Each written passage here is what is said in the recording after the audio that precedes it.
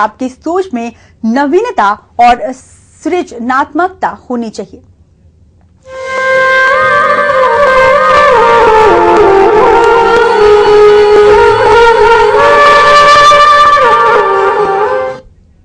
तो शुरू करते हैं हम अपने कार्यक्रम की, और सबसे पहले हम स्वागत करना चाहेंगे अपने दोनों गेस्ट के, कुमार चंदन जी और रमोला जी। आप दोनों का बहुत बहुत स्वागत है हमारे स्टूडियो में। सबसे पहले जानना चाहेंगे चंदन जी आपसे कि एनिमेशन और वीएफएक्स क्या कुछ है, क्या है? देखिए, एक एनिमेशन और वीएफएक्स अब ऐसा दौर आ गया है कि पहले हम लोगों को समझते थे कि सिर्फ एनिमेशन मतलब ये कार्टून है, लेकिन अब ये वैसा नहीं रहा। अब एनिमेशन ऐसा दौर आ गया कि अब हर जगह पे, हर इंडस्ट्री में, आप चाहे मोटरसाइकिल हो, चाहे ऑटोमोबाइल सेक्टर हो, या मेडिकल हो, या कहीं पे हम एनिमेशन और वीएफएक्स अब ऐसा चीज है जो हम उस पे जान डालते हैं। अगर हम इंसान बनाते हैं, अगर भगवान अगर इंसान बनाता है तो एक होता है जिसपे जान डालना, तो वो एक वीएफएक्स ऐसा चीज होता है जिसपे हम जान डालते हैं। तो उससे क्या होता है, एनिमेशन और वीएफएक्स दोनों मिला करके हम हर चीज को एक नया अंदाज देते हैं, एक नया मोड़ देते हैं, एक हम क्रिएटिविटी रहता है।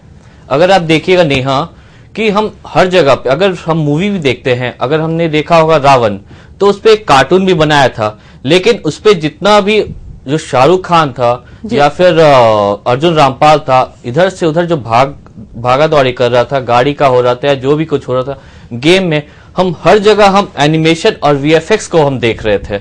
ये नहीं कि वो आम आदमी कर रहा था, सिर्फ हम इफेक्ट्स को हम पूरा हम डालते हैं, उससे हम अपना क्रिएटिविटी शो करते हैं, उससे हम अपना इमेजिनेशन शो करते हैं। रमोला जी, आप कुछ कहना चाहेंगे?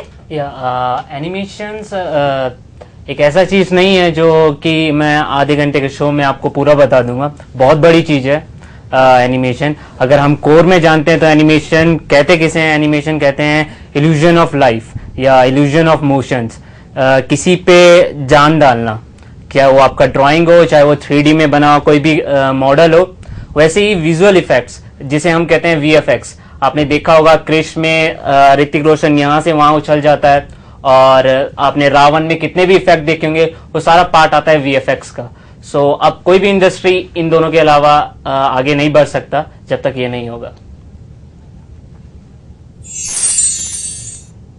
तो आप सभी दर्शकों के मन में अगर एनिमेशन से जुड़े हुए कोई भी सवाल है तो आप सीधे हमारे साथ जुड़ सकते हैं। हमारे साथ जुड़ने के लिए आप हमें कॉल कर सकते हैं। हमारा टेलीफोन नंबर लगातार आपकी टीवी स्क्रीन पर फ्लैश हो रहा है। और अब फिर से चलते हैं अपने गेस्ट के पास। जानना चाहेंगे आप लोगों से कि ज्यादातर लोगों की ये धारणा है कि एनिमेशन मतलब कार्टून है, ये कहां तक सही है, क्या कहना चाहेंगे आप? चंदन जी, पहले आप। जी देखिए, जैसे अगर हम पुराने जमाने में अगर एनिमेशन जो हुआ करता था वो हम सिर्फ कार्टून से ही चालू किया करते थे। जैसे हम देखते थे कि टॉम एंड जेरी हो गया या उस तरह का कोई भी कार्टून सीरियल, तो हम वही इमेज करते थे कि अरे एनिमेशन एक ऐसा चीज है जो सिर्फ कार्टून पे है। लेकिन अब वो कार्टून नहीं है, अब वो कार्टून वैसा नहीं रहा। अब हर जगह पे हमें एनिमेशन ही चाहिए होता है। आज के दौर में ऐसा आ गया है कि हॉलीवुड का जो काम है अब वो बॉलीवुड में आ रहा है। इंडस्ट्रीज जो एनिमेशन की जो ऐसे इंडस्ट्रीज हैं वो लोगों को चाहिए, एनिमेटर्स की बहुत जरूरत है, विजुअल इफेक्ट की बहुत ज्यादा जरूरत है, और हर जगह पे अभी भी बहुत सारे इंडस्ट्रीज में ये लोगों की कमी है। अगर हम देखते हैं, चलो कोई बात नहीं है, हम कार्टून ही देख रहे हैं, तो कार्टून में भी ऐसा अब नहीं रहा कि उसी तरह जो सिर्फ 2D ही रहता था। कार्टून में भी बहुत सारे कुछ अलग प्रकार के अब आ गए हैं। कार्टून से अब हर चीज, इवन अगर हम मूवी भी देखते हैं, हनुमान हो गया, गणेश हो गया, कोई भी हो गया, उस पे भी हम एनिमेशन ही हम देख रहे हैं। कहीं पे हम जा रहे हैं वहां हम एनिमेशन देख रहे हैं। जी रमोला जी, आपकी क्या राय है इस पर? एक्चुअली जब हम रांची में हैं तो रांची में अभी मेट्रो सिटी से थोड़ा पीछे है, पर यहाँ के जो पेरेंट्स हैं वो अभी भी यही सोचते हैं कि एनिमेशन मतलब कार्टून। लेकिन आप अगर हॉलीवुड का बहुत सारा मूवी देखोगे, जैसे 300, जैसे ट्रांसफॉर्मर, वहां आपको पता चलेगा एनिमेशन कितना आगे चला गया है। आने वाले टाइम पर जो हीरो आपके टाइम पर जो बूढ़े हो चुके हैं, उन हीरो को हम 3D में बनाएंगे और वो ऐसा लगेगा कि ये एक ओरिजिनल दोबारा से रिक्रिएट करा गया है। तो लाइक ये सिर्फ कार्टून तक सीमित नहीं रह गया, बहुत आगे चला गया है। जी तो अगर हम एनिमेशन की अगर बात करें तो 2D और 3D एनिमेशन में क्या फर्क है, क्या लगता है आप लोगों को?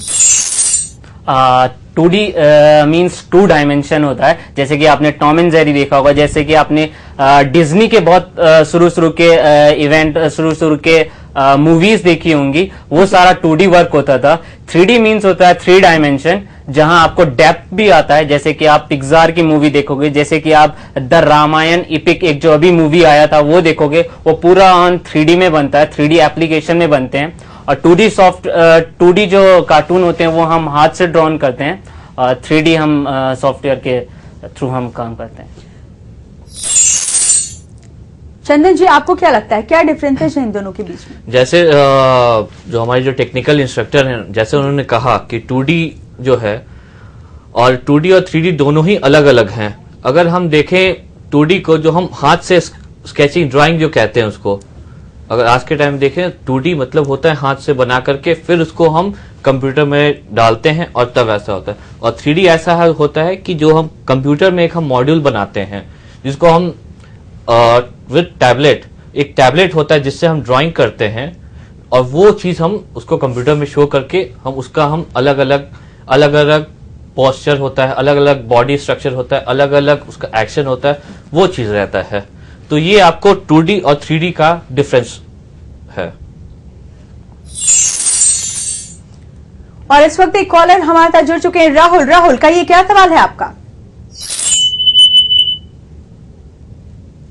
जी राहुल, क्या आप हमें सुन पा रहे हैं? तो संभवतः राहुल से हमारा संपर्क नहीं हो पा रहा है। हम एक बार फिर से अपने गेस्ट के पास चलते हैं। तो हमारा सवाल आपसे ये है कि स्टूडेंट अक्सर दुविधा में पड़ जाते हैं कि 2D और 3D में से किसका चुनाव किया जाए, तो किसका चुनाव करना चाहिए स्टूडेंट को? चंदन जी। जी देखिए, अब ऐसा दौर आ गया है कि अब ये 21st सेंचुरी है। मतलब हम अपने हिसाब से हमेशा अलग अलग रहते हैं, नया टेक्नोलॉजी हमेशा उभरते रहता है। तो 2D अब थोड़ा पुराना टेक्नोलॉजी हो गया है, 3D अब जो लेटेस्ट हो गया है। अगर हम मोबाइल में अब देखें, पहले 1x हुआ करता था, अब फिर 2G हुआ, अब आ गया है 3G। तो उसी तरह 3G पे अब ज्यादा काम होता है। और हम अगर एनिमेशन का भी देखें तो 3D में ज्यादा काम अब होता है। अब 2D का जो चीज काम है वो अब धीरे धीरे करके खत्म ही हो रहा है, अब वो ना के बराबर है। और 3D जो है वो अब ज्यादा अपग्रेडेशन हो रहा है। यहां तक ऐसा भी हो रहा है कि फ्यूचर में 12x 59 ऐसे करके काफी सारे अब बनते जा रहे हैं। बट लेकिन 3D अब सबसे ज्यादा इंपॉर्टेंट है, सबसे ज्यादा आपको टेक्नोलॉजी है, और उसमें सबसे ज्यादा आपको इसमें क्रिएटिविटी है। जी नहीं, रामोला जी, आप क्या कहेंगे इस विषय में? एक टाइम था जब 2D बहुत चलता था, जैसे कि आपने डिज्नी की बहुत मूवी देखी होगी। डिज्नी में पूरा हब था 2D का, और उसका एक कल्चर था कि वो 2D मूवी ही बनाता था। लेकिन अब वो भी 3D में आ गया है, क्योंकि उसकी जो सारी 2D मूवी आ रही है वो सारी फ्लॉप जा रही है। बहुत अच्छा काम करता है लेकिन फ्लॉप तब भी जा रही है। उसके बदले अब 3D मूवीज ज्यादातर ऑस्कर में जीतती हैं। इस बार ये जो ऑस्कर हुआ उसमें रैंगो विनर था, वो भी एक 3D मूवी था। और जो आप मेडिकल फील्ड हो गया, आपका आर्किटेक्ट फील्ड हो गया, वहां जब कोई कस्टमर आता है तो सबसे पहले उसे अट्रैक्टिव 3D चीज लगती है 2D के बजाय, इसलिए 3D ज्यादा है जी। तो किन किन सेक्टरों में जॉब मिलने की संभावनाएं होती हैं रमोला जी?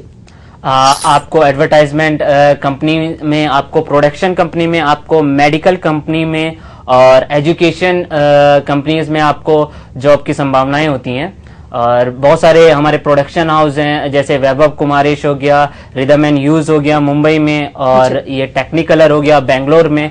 तो इंडिया में बहुत सारे ये स्टूडियो हैं, और जो हॉलीवुड से आ रहे हैं, जैसे कि डिजिटल डोमिन, जिसका भी हाल ही में यहाँ पर एक मुंबई में स्टूडियो बनाया गया है। तो सारा हॉलीवुड के स्टूडियो भी यहाँ पर अपनी ब्रांचेस ओपन कर रहे हैं।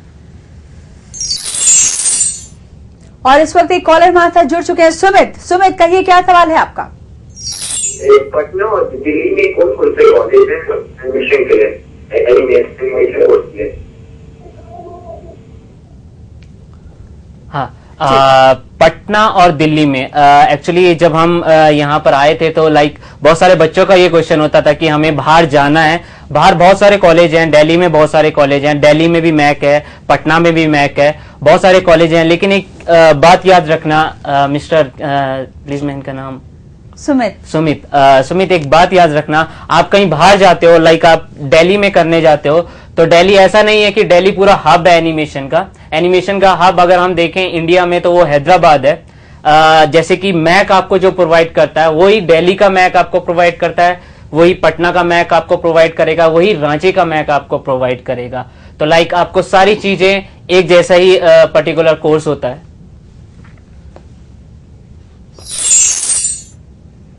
तो चंदन जी और रमोला जी आप बने रहिए हमारे साथ। फिलहाल हमें रुकना पड़ेगा एक छोटे से ब्रेक के लिए, जल्द ही लौटते हैं तमाम सवालों के साथ।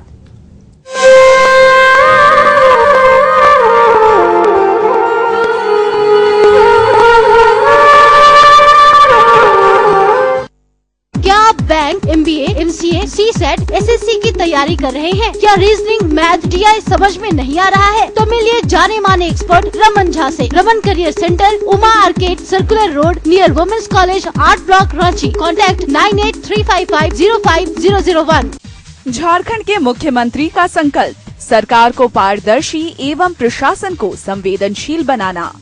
अब करें उनसे सीधी बात, आपका CM.com पर करें शिकायत, बस एक क्लिक पर खड़ी है राहत। अब सीधा संवाद CM से।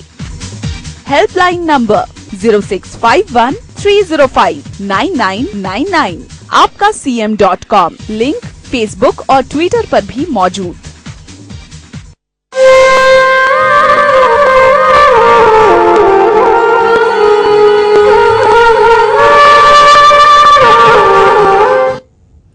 Welcome back. तो आज का जो गुरु ज्ञान का हमारा टॉपिक है वो है एनिमेशन, और इस पर जानकारी देने के लिए हमारे साथ स्टूडियो में 2 गेस्ट मौजूद हैं, चंदन जी और रमोला जी। एक बार फिर से आप दोनों का ब्रेक के बाद स्वागत है। और जानना चाहेंगे आप लोगों से कि अगर कोई स्टूडेंट 3D एनिमेशन में अपना करियर बनाना चाहता है तो उसे 3D में क्या कुछ चुनना चाहिए जो उससे ज्यादा मददगार साबित हो?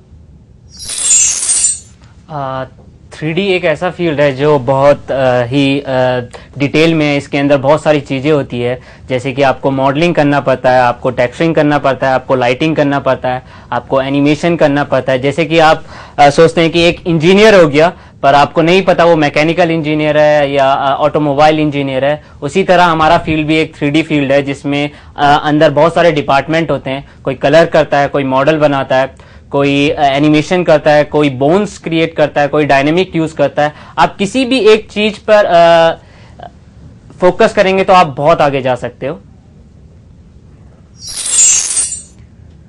और इस वक्त एक कॉलर हमारे साथ जुड़ चुके हैं, अनूप पूछिए अपना सवाल। हाँ हेलो जी मैम जी, सवाल पूछिए अपना। 3D मॉडलिंग के लिए जिसमें टेक्सचरिंग और लाइटिंग होती है, इसके लिए आर्ट का जानना सही है? किस हद तक आर्ट फायदेमंद हो सकती है? एक बार क्वेश्चन रिपीट करेंगे। 3D मॉडलिंग में जैसे टेक्सचरिंग और लाइटिंग होता है, हाँ। उसमें आर्ट किस हद तक फायदेमंद है? Art, yes. देखिए 3D मॉडलिंग और टेक्सचरिंग में आर्ट हमारा बेसिक होता है। आपको बेसिक बहुत स्ट्रांग करना चाहिए। आप आर्ट की बजाय अगर आप 3D मॉडलिंग और टेक्सचरिंग करना चाहते हैं तो आप स्कल्पचरिंग की ज्यादा नॉलेज लीजिए, तो आप और ज्यादा इनहेंस कर सकते हैं अपनी मॉडलिंग और अपनी टेक्सचरिंग को। और अगर आपको लाइटिंग करना है, क्योंकि लाइटिंग डिपार्टमेंट अलग हो जाता है मॉडलिंग और टेक्सचरिंग से, तो लाइटिंग अगर आपको करना है तो आपको पेंटिंग्स और आपको फोटोग्राफी का थोड़ा नॉलेज होना चाहिए। और आपको अगर आर्ट फील्ड में जाना है, आर्ट का नॉलेज लेना है, तो लाइटिंग के लिए फोटोग्राफी और लाइटिंग का, पेंटिंग का, और ये मॉडलिंग और टेक्सचरिंग के लिए स्कल्पचरिंग का नॉलेज लेना चाहिए। तो चंदन जी, हम आपसे जानना चाहेंगे कि इस कोर्स के लिए क्या कुछ योग्यता होना जरूरी है? इस कोर्स के लिए आपको ऐसा नहीं है कि आपको ग्रेजुएशन ही होना चाहिए या फिर आपको इतना इंटेलिजेंट होना। इस कोर्स के लिए एक ही चीज होता है, वो आपका क्रिएटिव, वो आपका आर्ट वर्क। और इस फील्ड में आपका कोई एज बाउंड नहीं है। अगर आप 50 साल के भी हैं और आपको एनिमेशन कर सकते हैं, आप कभी भी, आप कोई भी एनिमेशन इंस्टीट्यूट में आप जा सकते हैं। और इसमें बस ये रहता है आपको पेशेंस, डिस्क्रिमिनेशन और मोस्ट इंपॉर्टेंट आर्ट और क्रिएटिव। आपका जो भी इमेजिनेशन रहता है और थॉट्स रहता है उस पर। अगर हम देखेंगे एनिमेशन क्या है, अगर एनिमेशन है कुछ भी नहीं है, बस अपना एक इमेजिनेशन है जिसको हम बाहर निकाल रहे हैं। जी।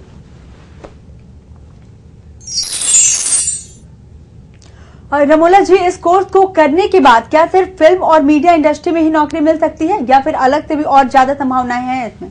नहीं, मैंने जैसे आपको बताया कि आप सिर्फ फिल्म और सिर्फ मीडिया चैनल में नहीं जा सकते, आप आर्किटेक्ट, इंजीनियरिंग, ड्राइंग के में जा सकते हो। जैसे कि जब ऑटोकैड वाले अपना ड्राइंग क्लियर कर देते हैं, देन वो 3D डिपार्टमेंट को अपना वर्क देते हैं एंड देन 3D डिपार्टमेंट उसका मॉडलिंग करता है।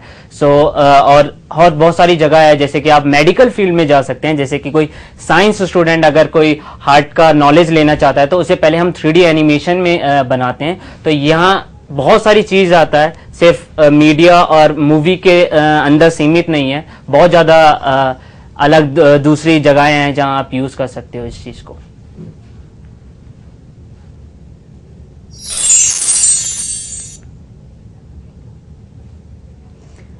ये जो कोर्स है, इस कोर्स में कितने खर्च पड़ते हैं? जैसे ये कोर्स एक अलग अलग तरह का है, कोई 2 महीना का रहता है, कोई 3 महीना, कोई 3 साल का रहता है, कोई 17 महीना का रहता है।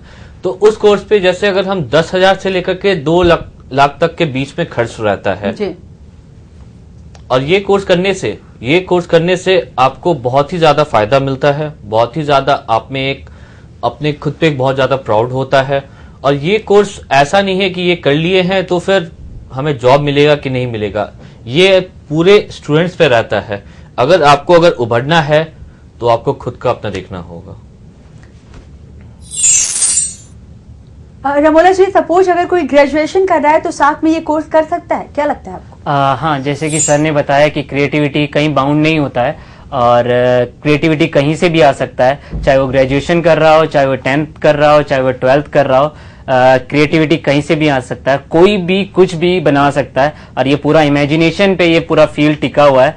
सो इसके लिए कोई जरूरी नहीं है कि लाइक आप ग्रेजुएट होंगे तभी आप ये वर्क कर सकते हो, आप ग्रेजुएशन के बीच में भी ये कोर्स कर सकते हो। भारत जो देश है उसमें इस सेक्टर में आप कितना विकास देखते हैं?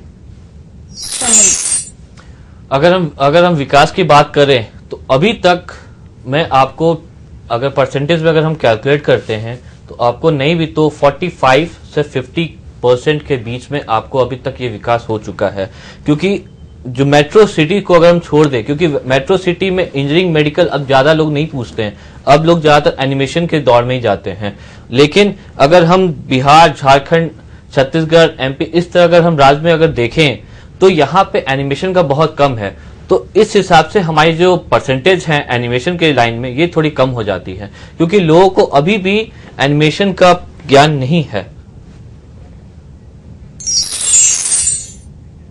और इस वक्त एक कॉलर हमारे साथ जुड़ चुके हैं, नजराना खान। नजराना, क्या सवाल है आपका? जी सर, मैं ये पूछना चाह रही थी कि मैं ग्रेजुएशन की हूँ, ऑनर्स पेपर हमारा है। जी जी, किस चीज में ऑनर्स किया है आपने? जी, तो मैं ऑनर्स की और होम साइंस हमारा ऑनर्स था, अभी 2011 में मैंने किया है। जी। तो मैं पीजी और लाइब्रेरियन साइंस दोनों का कोर्स एक साथ एक ही ईयर में कर सकती हूँ या नहीं? जी नजराना, हम आपको बता दें कि आज का जो हमारा टॉपिक है वो एनिमेशन है। एनिमेशन से रिलेटेड कोई सवाल अगर आपके पास है तो वो आप कर सकते हैं। एनिमेशन से रिलेटेड कोई सवाल है आपके पास? नजराना, क्या आप हमें सुन पा रही हैं?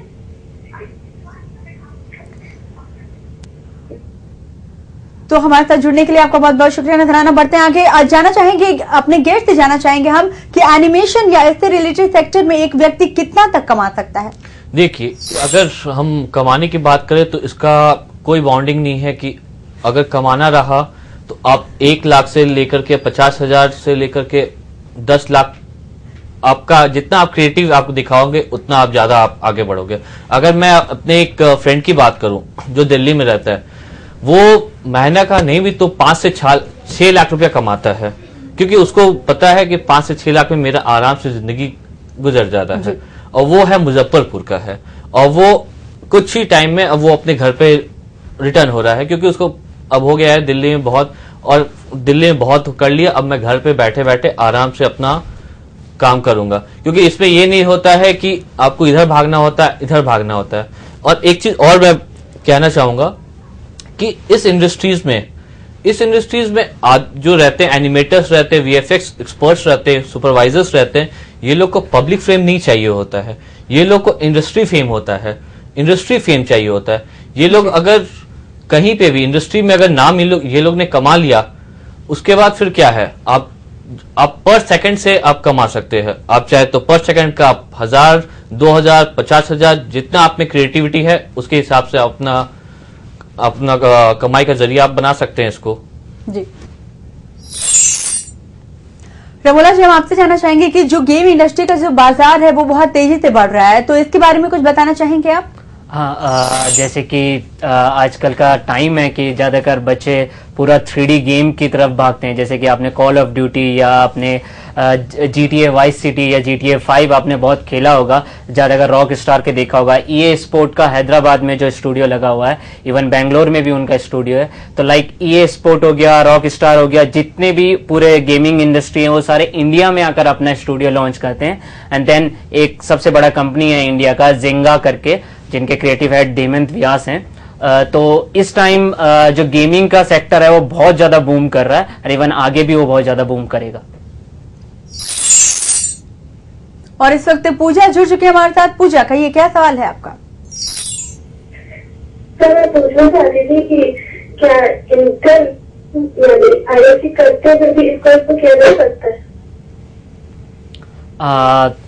पूजा जी, जैसे मैंने कहा था कि क्रिएटिविटी कहीं बाउंड नहीं होती। आप इंटर कर रहे हो, आप 12th कर रहे हो, आप 8th कर रहे हो, चाहे आपकी एज 50 अबव हो चुकी है, आप ये कोर्स कभी भी कर सकते हो। सिर्फ बात है आपका क्रिएटिविटी, और ये कोई बचपन से पैदा नहीं होता क्रिएटिविटी। जब आप आते हो हम सिखाते हैं, एंड देन और ज्यादा इसमें आप महारत हासिल करते हो। अच्छा, इस कोर्स को करने के बाद वेब कंपनियों में कितनी संभावनाएं हैं? जैसे कि आजकल एक सिंबल हो गया किसी भी रेपुटेड कंपनी का, उसका वेबसाइट होना चाहिए। सो इस टाइम पर अगर आप दिल्ली में जाओगे, आप मुंबई में जाओगे, आप कोई से भी मेट्रो सिटी में जाओगे, या इवन यहाँ पर भी जाओगे, हर कोई अपना एक वेबसाइट क्रिएट करना चाहता है, क्योंकि वेबसाइट के थ्रू उसे एक सिंबल मिल जाता है। सो वेब जो ये वेब स्टेटस है, वेब एक स्टेटस बन गया है सबका। सो वेबसाइट अब बहुत ज्यादा बूम कर रहा है, वेबसाइट सेक्टर भी।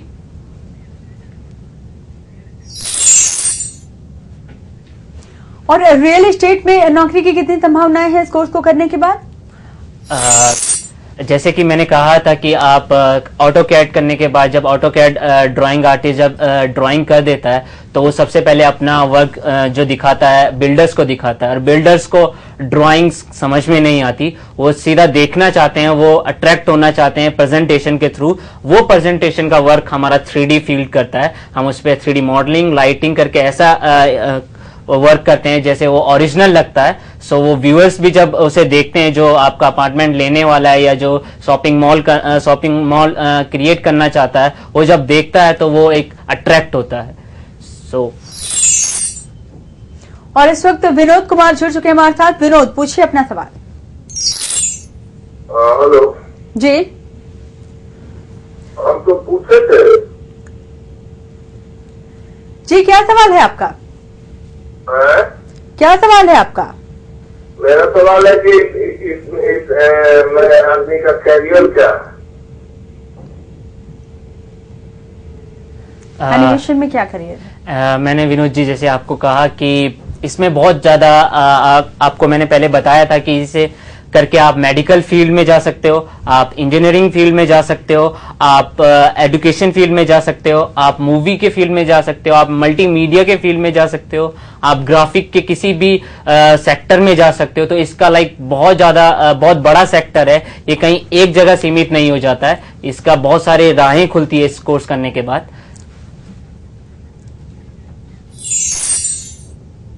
ऐसी रिपोर्ट आ रही है रमोला जी के इस साल तक 3 लाख तक नौकरियां होंगी इस सेक्टर में। हाँ, ऑफ कोर्स इस सेक्टर में इस साल 3 लाख तक जरूर, इससे अबव भी जॉब होंगी, क्योंकि मैंने आपको पहले बताया था कि बहुत सारा हॉलीवुड का जो भी वहाँ स्टूडियो है वो सारा इंडिया में लॉन्च कर रहे हैं, क्योंकि यहाँ थोड़ा हॉलीवुड के मुताबिक थोड़ा कम लेबर में वर्क हो जाता है। सो बहुत ज्यादा जॉब्स आने वाली है, बहुत ज्यादा।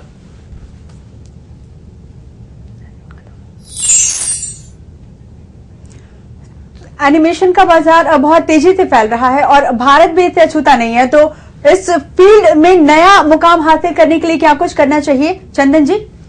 पहला तो ये है कि अगर इस सेक्टर में अगर हम देखें एनिमेशन का, तो एनिमेशन अब ऐसा सेक्टर है कि इसमें बहुत ही कमी को पता है कि एनिमेशन होता क्या है। तो पहला हम एनिमेशन को हम अवेयर करते हैं।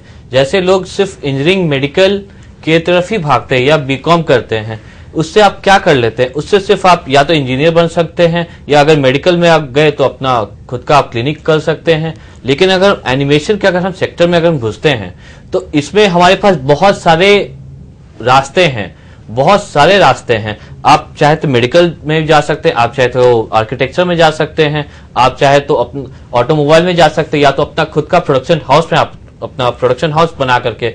अगर जैसे देखेंगे तो हैदराबाद में एक लड़की है 13 साल की, उसने एनिमेशन करके अपना खुद का प्रोडक्शन हाउस उसने चालू किया है और आज के डेट में वो बहुत ही ज्यादा नेम ऑफ फेम में है वो। तो हम इस तरह हम देखते हैं कि अगर बच्चों में इतना लगन है, अगर इतना क्रिएटिव है, इतना इमेजिनेशन है और थॉट है, तो डेफिनेटली एनिमेशन का दौर बहुत ही आगे जा सकता है। हॉलीवुड को हम ऐसा हो सकता है कि हम हॉलीवुड को के बराबर हम टक्कर दे सकते हैं। और विश्वजीत इस वक्त जुड़ चुके हैं हमारे साथ। विश्वजीत, पूछिए अपना सवाल। सर, मैं बेहतर बिहार से रह रहा हूँ। मैं बेहतर फाइनल ईयर का स्टूडेंट हूँ। हाल ही में मैंने फाइनल ईयर की हुई है। और सर, मेरा क्वेश्चन ये है कि क्या मैं इस फील्ड को मैकेनिकल डिपार्टमेंट से ले सकता हूँ, सर्चन कर सकता हूँ? ऑफ कोर्स आप इसे मैकेनिकल के साथ यूज कर सकते हो। बहुत सारे ऑटोमोबाइल इंजीनियर भी हमारे पास कोर्स करने के लिए आते हैं, क्योंकि जब भी कुछ भी चीज लाइक आपका कोई भी ऑटोमोबाइल बनता है या कोई भी ब्रिज आपका बनता है, तो सबसे पहले आप उसे 3D में यूज करते हो। पहले आप उसकी ड्राइंग बनाते हो, देन उसे 3D में कन्वर्ट करते हो। तो ये आपके लिए एक एक्स्ट्रा हैंड की तरह हो जाएगा। सो आप इसे यूज कर सकते हो, आप ये कोर्स कर सकते हो। बिल्कुल। तो चंदन जी और रमोला जी, आप दोनों हमारे स्टूडियो में आए, आपने एनिमेशन को लेकर इतनी तमाम जानकारियां दी, आप दोनों का बहुत बहुत धन्यवाद। धन्यवाद। तो गुरु ज्ञान में आज बस इतना ही। मुझे दीजिए इजाजत, नमस्कार।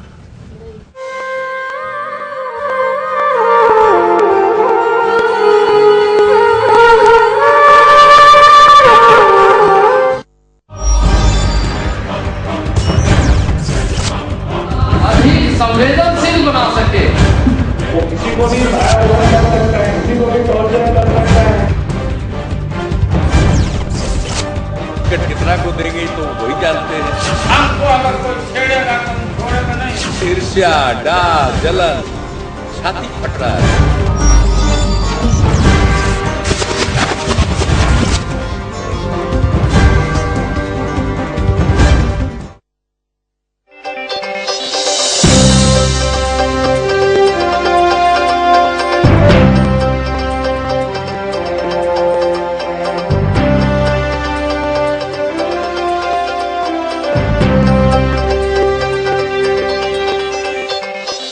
कशिश न्यूज, खबर भी असर भी।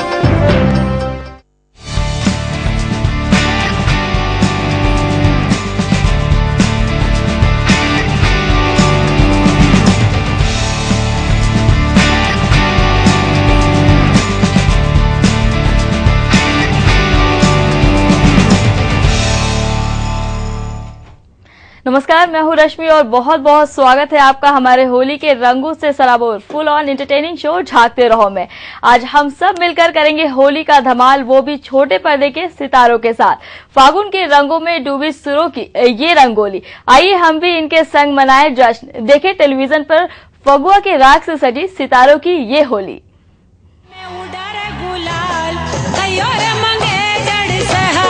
होलिया में उड़े रे गुलाल, कयो रे मंगेतर से। मारी है मंगेतर चुड़ला वाली, मारी है मंगेतर चुड़ला वाली। घड़िया वालो रे नवाब, कयो कयो रे मंगेतर से होलिया में उड़ा रे गुलाल कयो रे